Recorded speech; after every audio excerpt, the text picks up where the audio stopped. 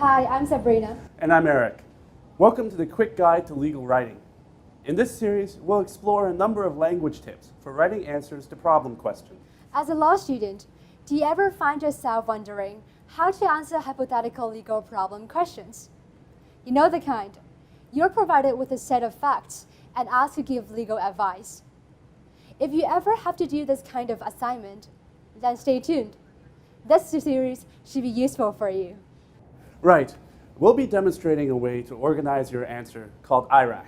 Issue, Rule, Application, Conclusion. IRAC allows you to discuss the legal consequences of a factual situation in a systematic and logical way. Be careful though. IRAC is not the only way to organize an answer to a legal problem question. It's just one strategy among many. Don't make the mistake of being overly rigid in your approach. When you answer a problem question, you need to organize it in a flexible way that takes into account the specific facts and legal issues raised.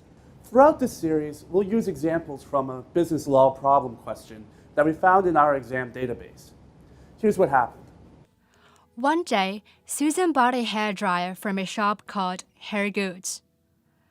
The hairdryer was manufactured by Hair Production Company Limited, which had advised retailers to test it for efficiency and safety before selling. Now, this wasn't just any old hairdryer. It was a new kind that dried hair very quickly by generating a lot of heat. Now, on the box of each hairdryer, there was a warning label, which said, "User must not use the hairdryer with wet hands. For further information and advice on this product, please contact Hair Production Company Limited." So, this hairdryer generates a lot of heat and can't be used with wet hands. When Susan bought the hairdryer from Hair Goods, she also bought some hair tonic to use with it. And this hair tonic contained a small amount of alcohol.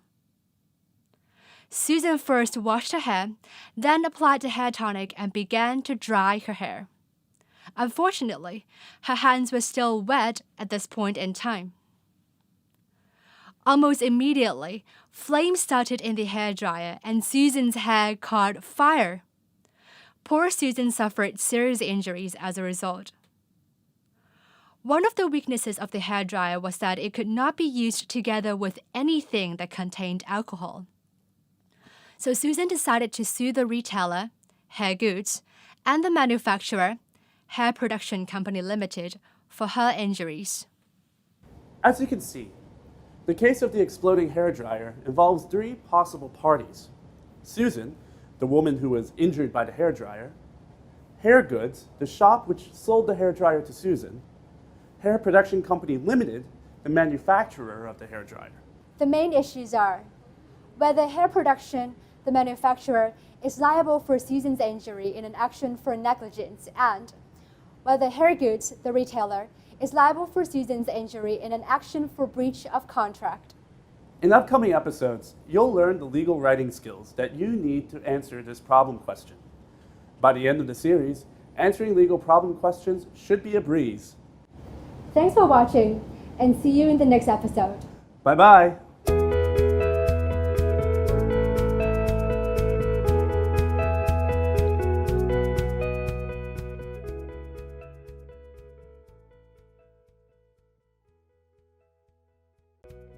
Hi, welcome back. I'm Eric, and this is the Quick Guide to Legal Writing. In this episode, we'll talk about how to organize an answer to a legal problem question.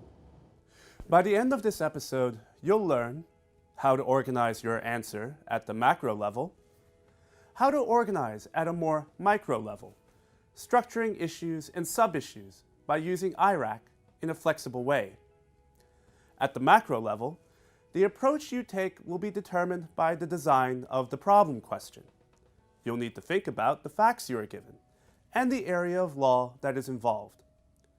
A common approach is to organize the answer by legal actions or by parties.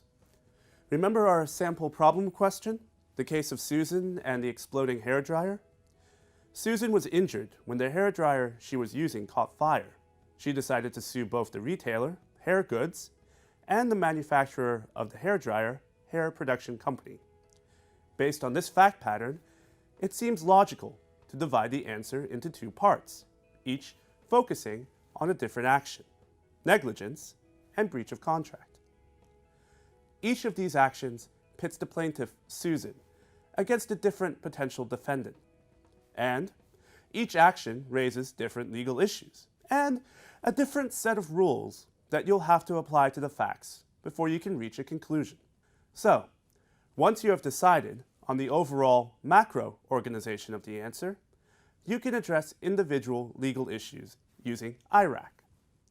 As you'll remember from episode 1, IRAC stands for Issue, Rule, Application, and Conclusion. IRAC is a useful tool for presenting legal arguments and is meant to be used in a flexible way. Let's go back to Susan's story again. Have a look at how IRAC can be used to address one of the sub-issues in the negligence action. Having established the hair production company owns a duty of care to Susan, the next question is whether the hair production company is in breach of that duty. The applicable rule is that a manufacturer must take reasonable care in manufacturing a product that is fit for purpose.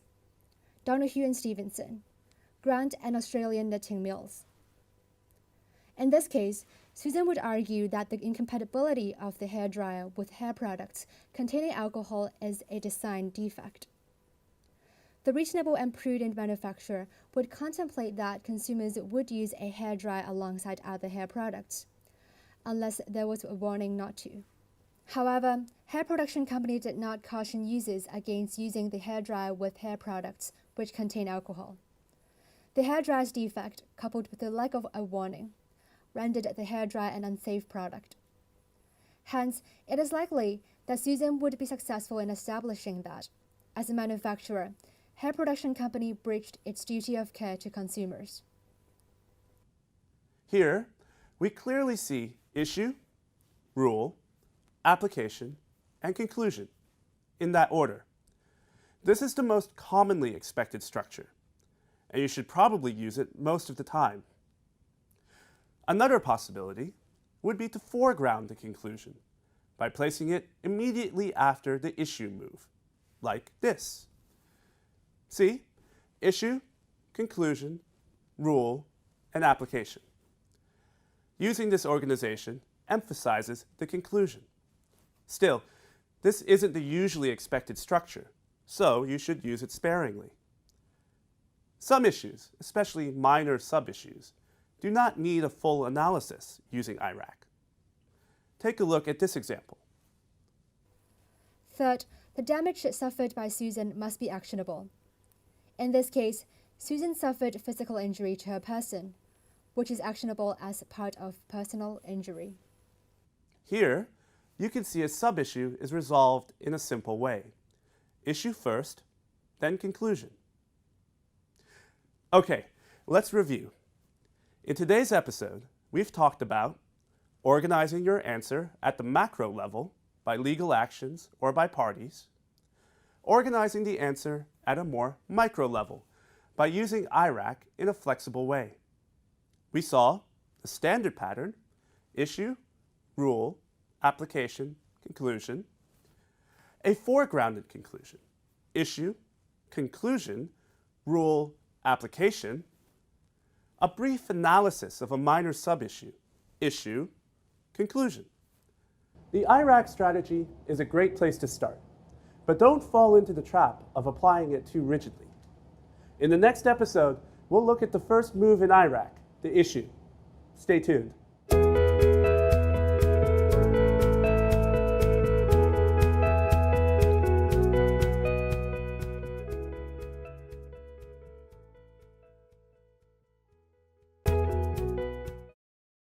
Hi, welcome back.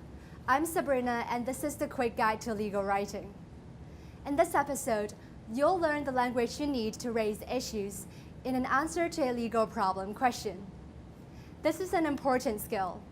When you're answering a problem question, correctly identifying and raising the issues displays your ability to translate an everyday situation into the language of the potential legal problems to be addressed.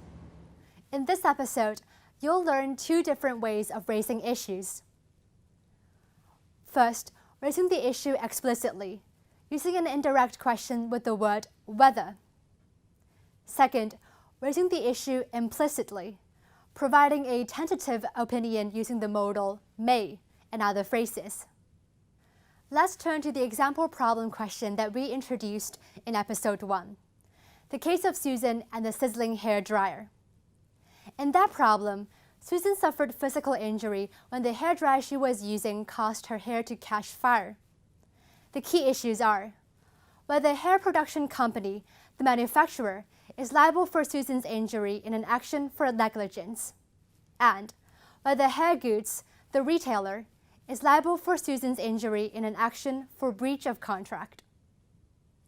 In your answer, you could introduce the issue in an explicit way, like this. The first issue to be considered is whether hair production company is liable in negligence for Susan's injury. This indirect question structure uses a subject, a verb, and a dependent clause introduced by the word whether. The word order of the dependent clause is the same as an ordinary sentence. Subject, then verb. A second way to introduce an issue is to use a tentative opinion, using the modal verb may or might, like this. Hair production company may be liable in negligence for Susan's injury. Here, the issue is not explicitly signaled. Instead, it is implicitly raised when the tentative opinion is provided. Note the usage of the modal verb may. Modal verbs like may are always followed by the base form or infinitive form of the verb. For example, may be. You can also use other modal phrases to raise the issue implicitly. 1. It is possible that hair production company is liable in negligence for Susan's injury. 2. It is likely that Hair Goods is liable in breach of contract for Susan's injury. Here, the phrase "it is possible that" is followed by a subject, then a verb. The phrase "it is likely that" is also followed by a subject, then a verb. Of course, the second of these phrases shows a stronger commitment or belief. So remember to choose your words carefully. Okay, let's review. When you want to raise an issue in a legal problem question, there are two possible strategies. Strategy 1 is to raise the issue explicitly. You use an indirect question with the word whether, like this. The first issue to be considered is whether hair production company is liable in negligence for Susan's injury. Strategy 2 is to raise the issue implicitly. You provide a tentative opinion using the modal verb may, like this. Hair production company may be liable in negligence for Susan's injury. Here's another alternative. It is possible that hair production company is liable in negligence for Susan's injury. We hope that's helpful. In the next episode, we'll look at how to state the rule in your answer. Thanks for watching and stay tuned.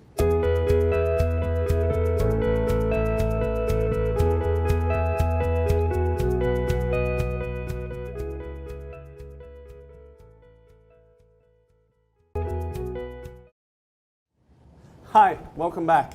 I'm Eric, and this is the Quick Guide to Legal Writing. In this episode, we'll look at how to effectively state a rule when you're answering a legal problem question. By the end of this episode, you'll learn key elements of a rule, namely statement of law and statement of authority.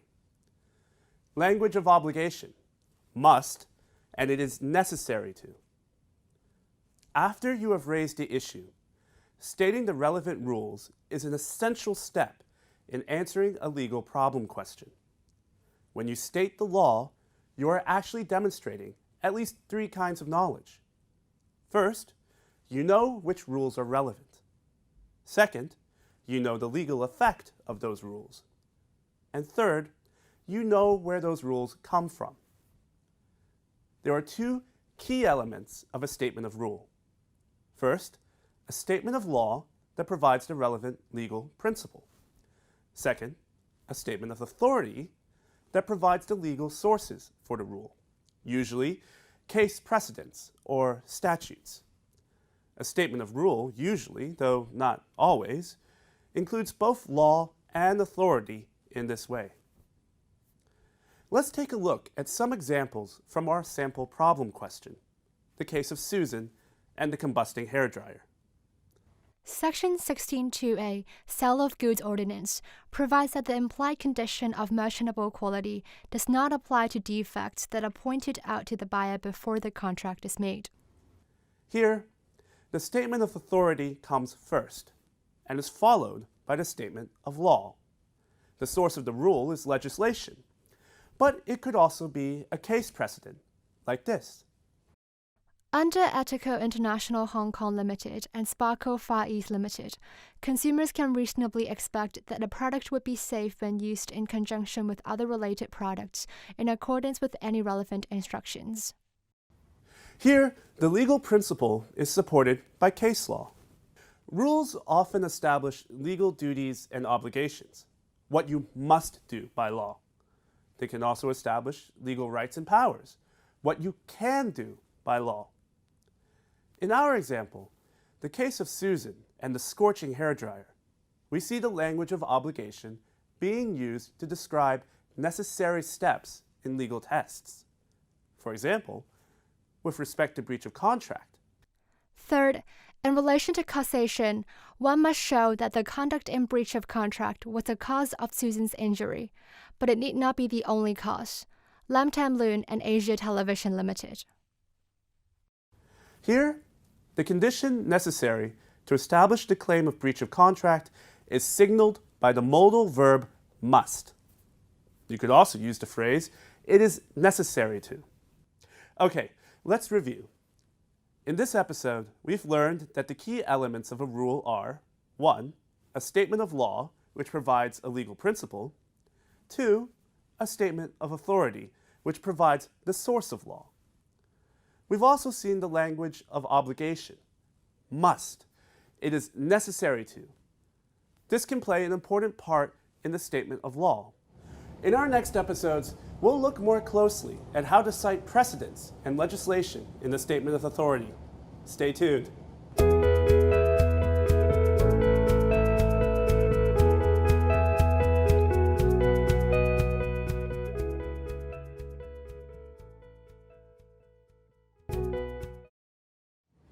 Hi, welcome back. I'm Sabrina and this is the Quick Guide to Legal Writing. Last time we looked at how to state a rule when answering a legal problem question. We saw that rules are usually supported by authorities, including legislation and precedent from case law. Today we'll look at how you can provide authority by citing precedent cases. You'll learn 3 different ways to do that, namely, first, a locative reference, using the preposition in. Second, a parenthetical reference, where the case reference is placed in brackets or parentheses. Third, a marked reference, which uses adjectives to comment on the case. Let's start with the locative reference. This is when the legal case is introduced by the preposition in, followed by a description of the facts. Here's an example from our sample problem question. The case of Susan and the flame-throwing hairdryer. In Page and Smith, Mr. Page was involved in a car accident. Although he was physically unhurt, the collision resulted in the recurrence of a psychiatric illness which had previously been in remission. The House of Lords held that both psychiatric and physical injuries were part of the broader genus of personal injury. As you can see, using a locative reference requires you to follow the general pattern of in plus case name plus facts of case. This kind of reference is especially useful if you want to argue that the facts of the precedent are similar to the facts in the problem question. Next, let's look at the parenthetical reference. Here's an example. A manufacturer must take due care in the manufacture of products and has a duty to do what is reasonable. Donahue and Stevenson, Grant and Australian Knitting Mills. In this example, the statement of law is given first, followed by the case name in brackets or parentheses. This is useful if you don't need to draw attention to factual details of the precedent. Last but not least, marked references. Usually you use a marked reference if you want to comment on the case somehow. Let's see an example. The test, as laid down in the seminal case of Overseas Tankship UK Limited and Mort's Dock and Engineering Company Limited, Wagon Mound No. 1, is whether the plaintiff's injury was of a foreseeable kind. Here, the case is highlighted by the adjective seminal. You can also use other words like leading, landmark, and recent to comment on the case. Using a marked reference allows you to indicate how important the case is. So, let's review. In this episode, we've looked at 3 different ways to cite a case precedent. They are a locative reference, using the preposition in, like in Page and Smith. A parenthetical reference, where the case reference is placed in brackets or parentheses, like Donahue and Stevenson. A marked reference, which uses adjectives like seminal, leading, landmark, recent to comment on the case. I hope you found this helpful. In the next episode, we'll look at how to introduce another common source of law, legislation. Stay tuned.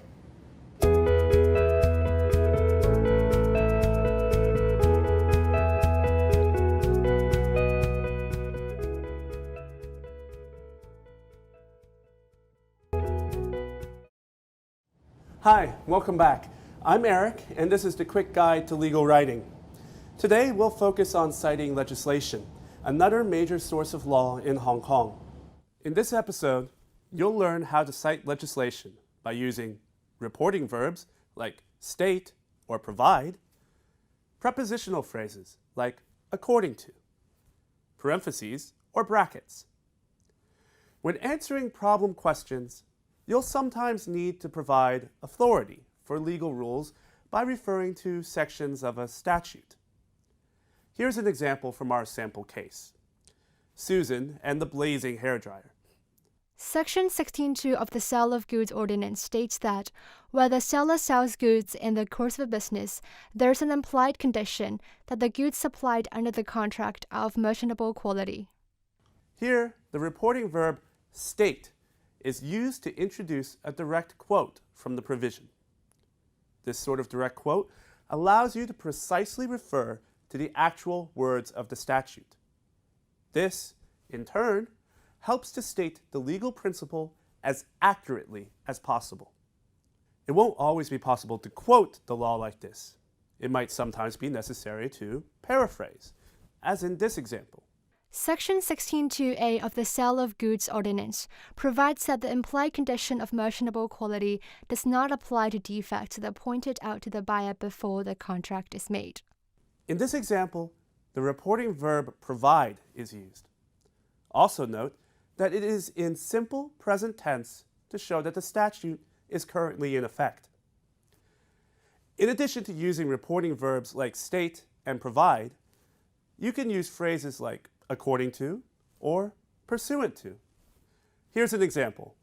According to Section 16.2 of the Sale of Goods Ordinance, where the seller sells goods in the course of a business, there is an implied condition that the goods supplied under the contract are of merchantable quality. As you can see here, the prepositional phrase according to is used to introduce the provision. Finally, legislation can be cited in parentheses following the statement of law, as here. The implied condition of merchantable quality does not apply to defects that are pointed out to the buyer before the contract is made. Section 16.2a of the Sale of Goods Ordinance. Okay, let's review.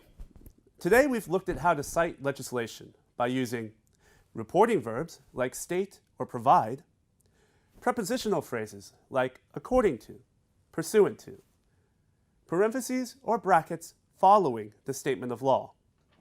Don't forget to catch our next episode, where we'll be learning how to apply the law to the facts. See you soon.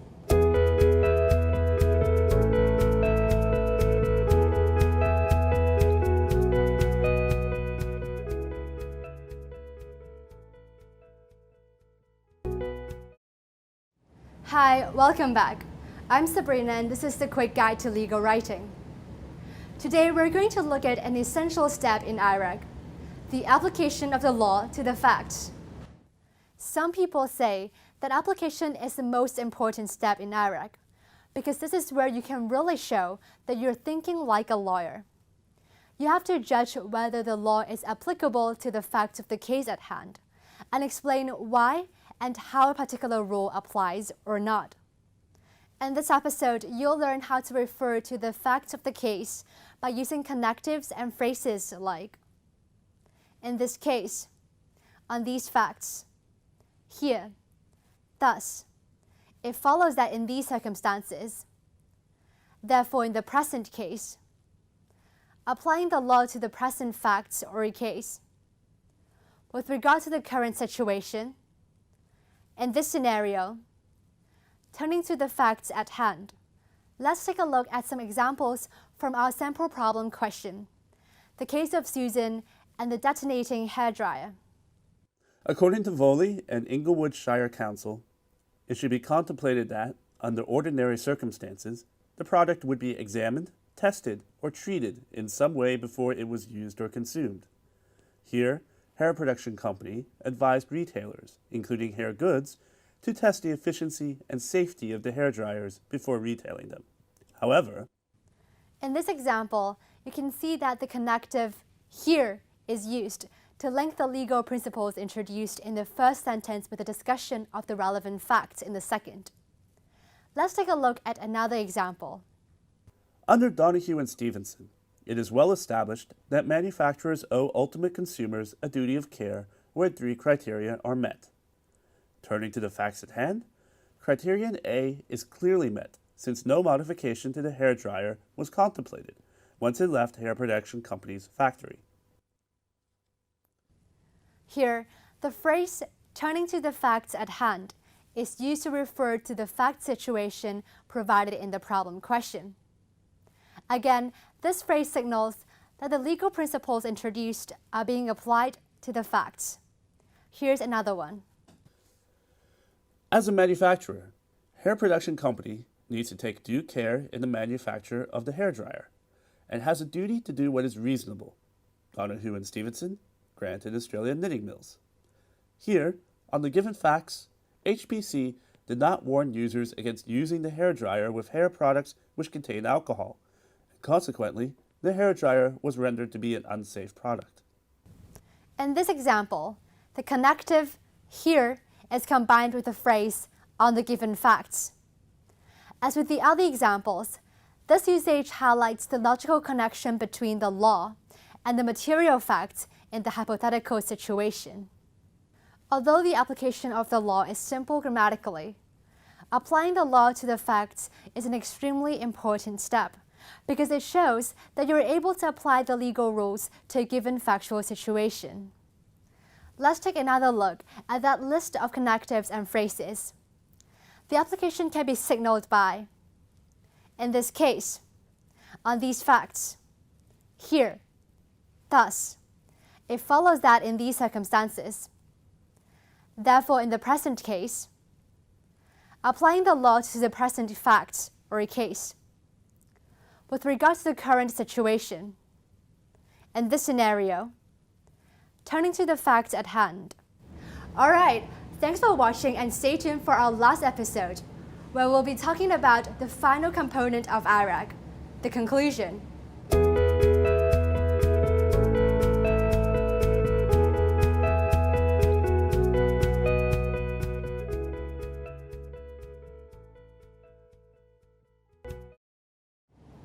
Hi, welcome back. I'm Eric, and this is the Quick Guide to Legal Writing.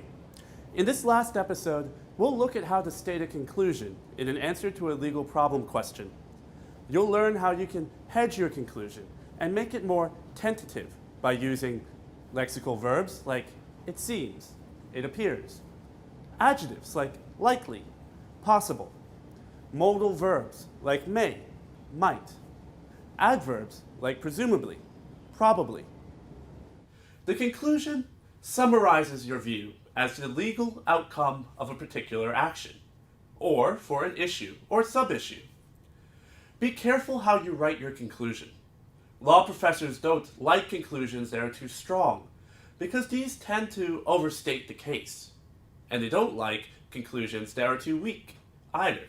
These tend to be unclear. The solution is to give an appropriately worded tentative conclusion. You have to hedge or soften your conclusion, and you have to hedge it just the right amount. Let's take a look at some examples from the story of Susan and the flaming hairdryer. The first way to signal a tentative opinion is to use a lexical verb. Thus, it appears that there is an implied term of merchantable quality, and it was breached. In summary, it seems that Susan will succeed against hair production company in claiming damages under the tort of negligence. In the examples, the phrases "it appears that" and "it seems that" are used to hedge the conclusion. This is a relatively assertive strategy. The main verb remains strong. There is an implied term. Susan will succeed. Another way to hedge your conclusion is to use adjectives expressing likelihood, as in the following examples.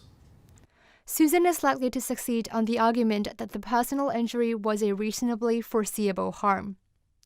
In summary, it is likely that a claim for breach of the implied term of merchantable quality under the Sale of Goods Ordinance will succeed. In those examples, the adjective likely is used when expressing a tentative opinion. The common sentence pattern is either subject plus is likely to plus verb, or it is likely that plus subject plus verb. You can also choose different adjectives, such as unlikely and possible. A third way to hedge your conclusion is to use modal verbs, like may. In summary, hair production company may be liable in negligence for Susan's injury. Thus, Susan's actions might not have had any contributing impact on her sustaining the injury. Here, may and might both make the conclusion tentative. May is stronger than might and is used more often. This strategy is relatively less assertive. The main verb is modified and weakened. May be liable, might not have had. But compare this with some of the more assertive strategies. In summary, it is likely that hair production company is liable in negligence for Susan's injury. Thus, it appears that Susan's actions have not had any contributing impact on her sustaining the injury. The final strategy is to use an adverb like this. Factual causation has presumably been made out. Here, the adverb presumably weakens your conclusion and makes it more tentative. Other options are possibly, probably, and arguably. Here, the adverb appears between the auxiliary and main verb. It can also appear at the beginning of the sentence. The four hedging strategies that we've just seen can also be combined, as here. It seems likely that Susan's damages will be reduced due to her contributory negligence. Here, seems combines with likely. Be careful with these combinations. The more hedging devices you use, the weaker your conclusion, and the more likely it is to become unclear. Okay, let's review. Today we've talked about several ways to state the conclusion by giving a tentative opinion. They are lexical verbs. For example, it seems, it appears. Adjectives, for example, likely, possible. Modal verbs, for example, may, might. Adverbs, for example, presumably, probably. Well, this brings us to the end of this episode, and also the end of our quick guide to legal writing. I hope you've enjoyed learning with us and got a lot out of it. There are also other interesting videos on our website that you don't want to miss. So stay tuned, and see you later. Bye-bye.